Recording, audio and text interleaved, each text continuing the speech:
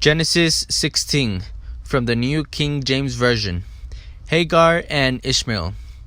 Now Sarai, Abram's wife, had borne him no children, and she had an Egyptian maidservant whose name was Hagar.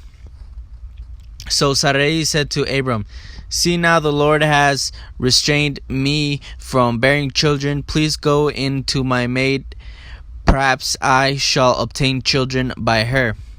And Abram heeded the voice of Sarai.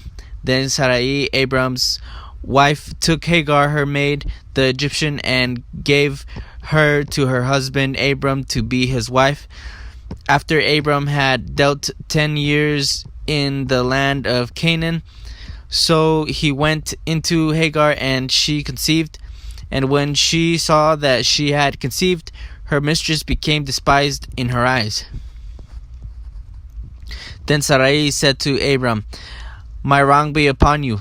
I gave my maid into your embrace, and when she saw that she had conceived, I became despised in her eyes. The Lord judge between you and me." So Abram said to Sarai, "Indeed, your maid is in your hand, so do to her as you please." And when Sarai dealt harshly with her, she fled from her presence. Now the angel of the Lord found her by a spring of water in the wilderness, by the spring on the way to Shur, and he said, "Hagar, Sarai's maid, where have you come from, and where are you going?" She said, "I am fleeing from the presence of my mistress Sarai." The angel of the Lord said to her, "Return to your mistress and submit yourself under her hand."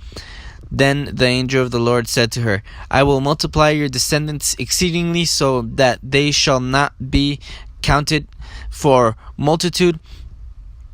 And the angel of the Lord said to her, Behold, you are with child, and you shall bear a son.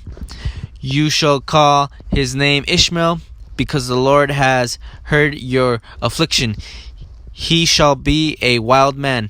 His hand shall be against every man, and every man's hand against him, and he shall dwell in the presence of all his brethren. Then she called the name of the Lord who spoke to her, "You are the God who sees." For she said, "Have I also here seen him who sees me?" Therefore the well was called Bir Lahai Roi. Observe, it is between Kadesh and Beret. So Hagar bore Abram a son, and Abram named his son, whom Hagar bore, Ishmael.